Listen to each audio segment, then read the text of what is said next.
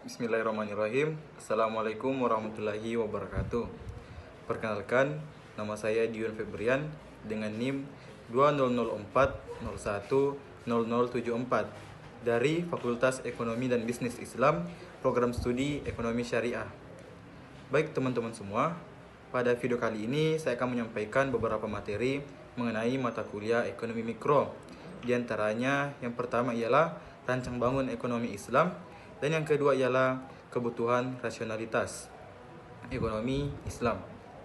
Baik, pertama saya akan menjelaskan materi mengenai rancang bangun ekonomi Islam. Sebelum kita mempelajari teori ekonomi mikro Islam, diperlukan untuk mengetahui rancang bangun ekonomi mikro Islam itu sendiri. Hal ini diperlukan agar mengetahui gambaran tentang landasan-landasan pada ekonomi mikro Islam.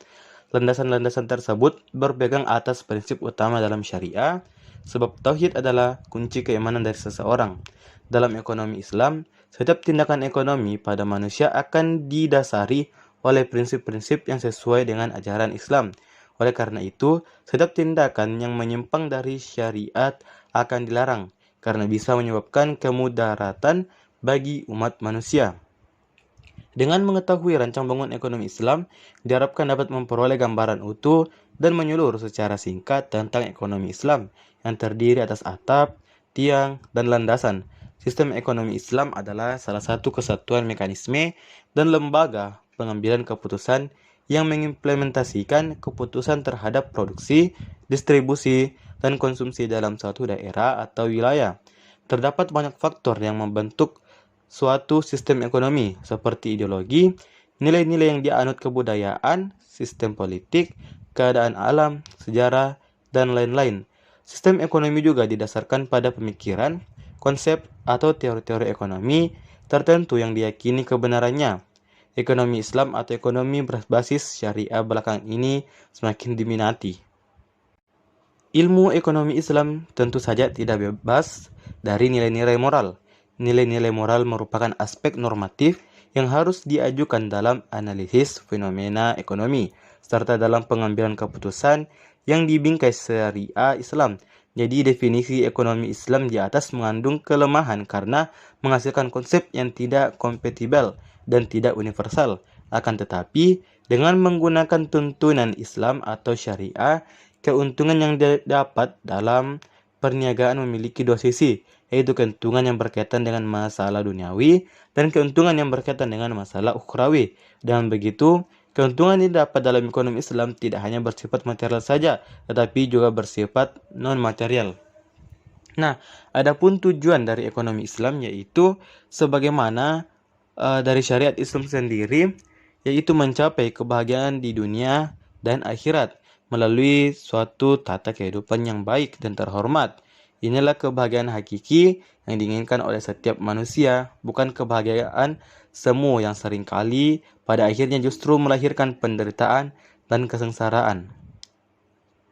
Adapun tujuan utama syariah adalah mendorong kesejahteraan manusia yang terletak pada perlindungan terhadap agama mereka, diri, akal, keturunan, dan harta benda. Nah, adapun yang pertama ialah terpeliharanya agama. Dengan bijak Al-Ghazali meletakkan iman masuk dalam daftar awal dari maslahah. Sebab dalam perspektif Islam, iman adalah ramuan terpenting untuk kesejahteraan manusia. Ia memberikan suatu filter moral untuk mengalokasikan dan mendistribusikan sumber daya sesuai dengan aturan persaudaraan dan keadilan sosial ekonomi itu sendiri, dan suatu sistem motivasi yang memberikan kekuatan yang berlangsung mengarah pada tujuan pemenuhan kebutuhan dan distribusi pendapatan dan kekayaan yang adil. Adapun yang kedua ialah terpelihara jiwanya. Kehidupan manusia di dunia ini tidak mungkin ada tanpa tersedianya bahan pangan. Untuk mempertahankan eksistensinya, manusia harus makan. Artinya manusia makan untuk hidup dan bukan hidup untuk makan. Al-Quran memerintahkan manusia memperhatikan makanan yang dikonsumsi untuk menguatkan jasmaninya. Adapun yang ketiga ialah terpeliharanya akalnya. Peningkatan mutu pendidikan dan kesehatan akan mempertinggi produktivitas di masa depan dan harus dinilai sebagai salah satu investasi sumber daya manusia dengan alasan yang jelas bahwa masyarakat yang sehat dan punya keahlian atau keterampilan akan lebih tinggi tingkat produktivitasnya. Adapun yang keempat ialah terpeliharanya keturunan. Pangan dan sandang adalah kebutuhan pokok utama manusia yang harus dipenuhi. Tidak seorang yang dapat melepaskan diri dari kedua kebutuhan itu. Oleh karenanya, Islam menjadikan dua hal itu sebagai nafkah pokok yang harus diberikan kepada orang-orang yang menjadi tanggungan. Nah, adapun yang kelima ialah terpeliharanya harta. Al-Ghazali dalam masalah harta ini memberikan analisis manusia tidak akan sempurna kecuali dengan harta, karena ia merupakan perantara menuju akhirat, dan dimaksud harta di sini adalah benda materi, yaitu sesuatu yang ada di bumi dan di dalamnya yang dapat dimanfaatkan. Islam menganggap bahwa maslahah adalah salah satu alasan atau landasan bagi suatu kebijakan, termasuk kebijakan ekonomi. Selama masalah tersebut hakiki dan tidak bertentangan dengan masalah yang lebih besar, kemaslahatan manusia dapat terrealisasi apabila 5 unsur pokok kehidupan manusia dapat diwujudkan dan dipelihara. Yaitu pertama ialah dahruriyat.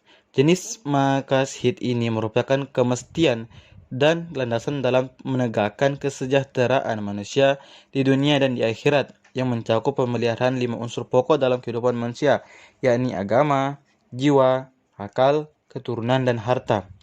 Adapun yang kedua ialah hajiat. Jenis makhasyid ini yang dimaksud untuk memudahkan kehidupan, menghilangkan kesulitan, menjadikan pemeliharaan yang lebih baik terhadap 5 unsur pokok kehidupan manusia. Yang ketiga, tahsiniat.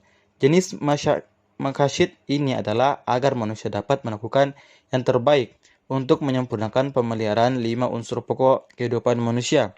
Ia tidak dimaksudkan untuk menghilangkan, mengurangi berbagai kesulitan, tetapi hanya bertindak sebagai pelengkap, penerang, dan penghias kehidupan manusia.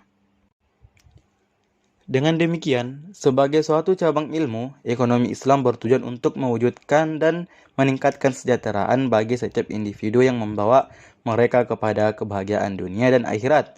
Perhatian utama ekonomi Islam adalah upaya sebagaimana manusia meningkatkan kesejahteraan materialnya, yang sekaligus akan meningkatkan kesejahteraan spiritualnya, karena spiritual harus hadir bersamaan dengan target material. Maka diperlukan sarana penopang utama, yaitu moralitas perilaku ekonomi.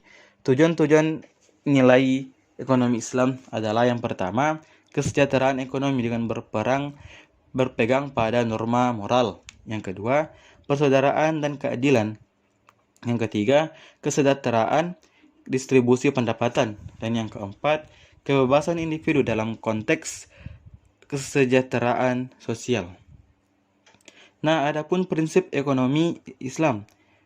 Prinsip ekonomi Islam yang mendasari dan membentuk kerangka ekonomi Islam dapat diibaratkan sebagai sebuah bangunan yang mendasari 5 universal, yaitu yang pertama ialah tauhid atau keimanan, adal atau keimanan, yang ketiga nubuwah, kenabian, khilafah, pemerintahan, dan ma'ad atau hasil. Kelima dasar ini menjadi dasar inspirasi untuk menyusun proposisi dan teori-teori ekonomi Islam. Materi kedua yang akan saya jelaskan yaitu mengenai kebutuhan dan rasionalitas dalam ekonomi Islam. Rasional adalah anggapan bahwa manusia itu selalu berlaku secara rasional. Nasional yang dimaksud di sini adalah masuk akal, jadi akan sengaja membuat keputusan yang akan menjadikan mereka tidak buruk. Jadi, rasional ini setidaknya memiliki 2 makna, yaitu metode dan hasil. Dalam makna metode sendiri, yaitu bahwa perilaku rasional ini ialah tindakan yang dipilih berdasarkan dengan pikiran yang bukan berdasarkan dengan kebiasaan, prasangka, dan emosi. Sedangkan dengan makna hasil sendiri, yaitu bahwa rasional itu ialah tindakan yang benar-benar dapat mencapai suatu tujuan yang ingin dicapai. Jadi, dapat kita simpulkan di sini bahwa rasionalitas adalah pengambilan keputusan ekonomi dalam setiap pelaku dapat berpikir dan bertindak sikap secara rasional. Jadi, konsep rasional Islam yaitu setiap pelaku ekonomi berpikir, bertindak, dan bersikap secara rasional. Nah, misalnya keputusan seseorang untuk memilih salah satu barang yang sejenis, yang harganya lumayan memiliki banyak selisih atau perbedaan harga. Ada yang murah dan ada juga yang lebih mahal. Dengan pertimbangan seperti ini, bahwa tindakan ini maka kesejahteraan akan meningkat dan dia tidak peduli dengan kesejahteraan barang yang tersedia atau penyedia barang. Demikian pula pada aktivitas ekonomi yang lainnya, seperti pertimbangan rasional ini sangat dominan digunakan dalam sebuah analisis. Namun, argumen apapun yang dibangun selama hal tersebut memenuhi kaidah-kaidah logika, maka akan dapat diterima oleh akal. Maka hal itu dapat dikatakan sebagai bagian dari ekspresi rasionalitas dalam ekonomi terminolog. Rasional ini dibangun atas dasar-dasar kaidah yang diterima secara universal, namun penafsiran orasional dari nilai tersebut didasarkan pada cara pandang dan berpikir pada budaya tersebut, dan seringkali dipengaruhi juga situasi dan kondisi yang melingkupnya sangat dipengaruhi oleh situasi dan kondisi. Jadi, seseorang perilaku ekonomi itu dikatakan rasional dengan pertimbangan-pertimbangan bahwa setiap orang tahu apa yang mereka mau dan inginkan, serta mereka mau mengambil suatu keputusan atas suatu hal yang dari sesuatu yang paling diinginkan, itu sampai dengan sesuatu yang paling kurang tidak diinginkan. Jadi, setiap individu akan mampu bertindak dan mengambil keputusan secara konsisten, dan keputusan yang diambil itu berdasarkan dengan pertimbangan, baik itu pertimbangan tradisi nilai-nilai tersebut. Tujuan dari aktivitas tersebut di mana suatu hal yang lebih baik disukai daripada yang lebih kurang baik dari ekonomi itu sendiri, bahwa efisiensi dalam konsep ekonomi kapitalitas itu berbeda dengan efisiensi dalam ekonomi Islam dan tujuan dari ekonomi. Nah, muncul pertanyaan, apa tujuan dari ekonomi konvensional itu sendiri? Dari perilaku seorang individu itu sendiri, rasional itu adalah untuk mencapai kepuasan berdasarkan kepentingan sendiri yang bersifat material. Jadi, ini alasan mengapa konvensional yang menuntun pada perbuatan larangan-larangan sosial yang berguna bagi kemaslahatan, pilihan seseorang itu dapat dikatakan rasional jika pilihan itu secara keseluruhan bisa dijelaskan oleh syarat-syarat hubungan konsisten pilihan yang lebih disukai dengan berdasarkan hubungan pilihan-pilihan yang lebih disukai tersebut. Jadi, konsep rasional ini dalam sistem tentu saja oksim-oksim yang dibangun itu akan dilarang dalam ekonomi konvensional. Selanjutnya, adapun tahapan-tahapan untuk memilih pilihan rasional dalam ekonomi. Yang pertama ialah pilihan rasionalitas. Jadi, pilihan rasionalitas ini ialah merupakan kelengkapan. Adapun kelengkapan yang dimaksud ialah pilihan ekonomi selalu menentukan keadaan di mana lebih disukainya di antara dua atau lebih keadaan. Adapun tahapan yang kedua ialah transivitas. Jadi prinsip ini menerangkan mengenai konsistensi dalam menentukan dan memutuskan pilihannya bila dihadapkan oleh beberapa alternatif pilihan produk. Misalnya ketika seseorang mengatakan bahwa produk A itu lebih disukai daripada produk B, dan produk B lebih disukai daripada produk C, maka ia pasti akan mengatakan produk A itu lebih disukai daripada produk B dan C. Jadi prinsip ini sebenarnya bahwa adanya konsistensi internal di dalam diri pengembangan keputusan ini menunjukkan bahwa setiap alternatif pilihan itu atau pilihan seseorang itu akan selalu konsisten dalam memutuskan preferensinya atas sesuatu produk dibandingkan dengan produk lainnya. Nah, adapun yang ketiga ialah kesinambungan. Beberapa dengan prinsip sebelumnya, jadi prinsip ini menjelaskan bahwa jika seorang individu mengatakan produk A lebih disukai daripada produk B, maka yang mendekati produk pasti juga akan lebih disukai daripada produk B. Sebagai contoh misalnya, di mana merek Honda lebih disukai daripada produk Suzuki. Maka setiap tipe Honda apapun akan lebih disukai daripada model apapun dari tipe Suzuki. Nah, adapun oksima rasionalitas dalam ekonomi Islam. Yang pertama ialah masalah sebagai tujuan ekonomi. Yang kedua, menghindari kemubaksiran. Yang ketiga, meminimumkan resiko. Dan yang keempat ialah situasi yang tidak kepastian. Nah, adapun etika rasionalitas dalam konsumsi Islam. Yang pertama ialah kebutuhan dan kemampuan. Yang kedua, tujuan pembelajaran harta. Yang ketiga, halal dan tahyib. Yang keempat, menumpuk dan menimbun harta kekayaan. Yang kelima, lebih banyak selalu baik. Nah, teman-teman, itulah tadi penjelasan singkat dari saya mengenai mata kuliah ekonomi Islam, yaitu materi rancang bangun ekonomi Islam dan kebutuhan dan rasionalitas dalam ekonomi Islam. Semoga apa yang saya sampaikan dapat dimengerti oleh teman-teman semua. Saya akhiri dengan ucapan Wassalamualaikum warahmatullahi wabarakatuh.